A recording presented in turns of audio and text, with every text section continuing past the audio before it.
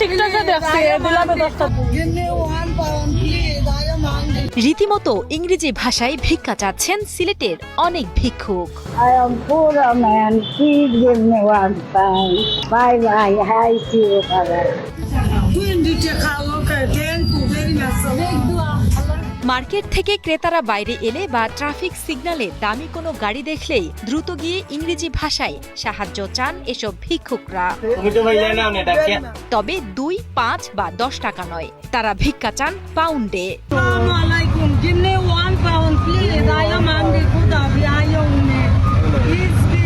সিলেট নগরীর প্রতিটি বিপণী বিতান এবং মার্কেটগুলোর সামনে বা শহরের প্রতিটি বাজারে ও রাস্তাঘাটে হরহামেশাই চোখে পড়বে ইংরেজিতে ভিক্ষা চাওয়ার এমন দৃশ্য।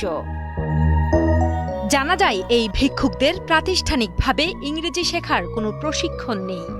মূলত প্রবাসী এক নারীর কাছ থেকে কয়েকটি ইংরেজি বাক্য পুঁজি করে ভিক্ষা করেন বলে জানান ষাটোর্ধ্ব এক বৃদ্ধা ভিক্ষুক। এক লন্ডনে আপা হিকেছে।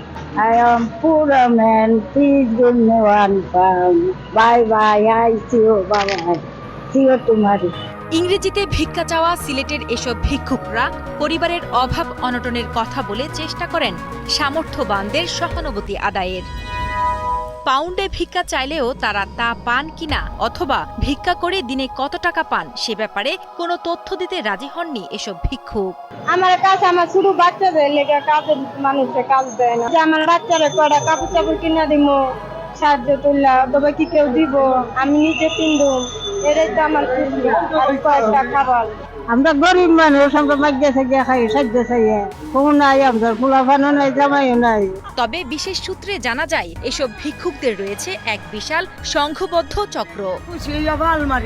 ভিক্ষুক না হয়েও ভিক্ষুক সেজে ভিক্ষাবৃত্তি করছেন তারা।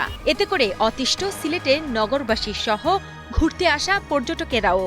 দেখা যায় পর্যটকরা বিভিন্ন সময় বিভ্রান্তিতে পড়ে এবং ভোগান্তিতে পড়ে, কারণ অনেকে ভিক্ষুক সেজে তাদের সামনে গিয়ে এমন ভাবে অভিনয় করে যেমন তাদের ছাড়তে চায় না। এগুলো হচ্ছে টোটালি একটা সিন্ডিকেট। এদেরকে একটা পার্টি রাস্তায় নামিয়ে দেয় যাতে সারাদিন ওরা ভিক্ষা করে, দিন শেষে ওরা একটা টাকা ওদেরকে দেয়। মল থেকে বের হলে ভিক্ষুকরা পিছনে, এটা একটা বিড়ম্বনার কারণ। তাদের জন্য অতিষ্ঠ নগরবাসীর মানুষ যারা আছে, রাস্তায় হাঁটা চলাফেরা যারা করতেছে সাধারণ মানুষ, তারা খুবই অতিষ্ঠ হয়ে যাচ্ছে। ভিক্ষুক না হয়েও যারা ভিক্ষা করছেন তাদেরকে আইনের আওতায় এনে সঠিক বিচারের দাবি জানান স্থানীয়রা। যারা অভিনয় করে তাদের আসলে আইনের আওতায় নিয়ে আসা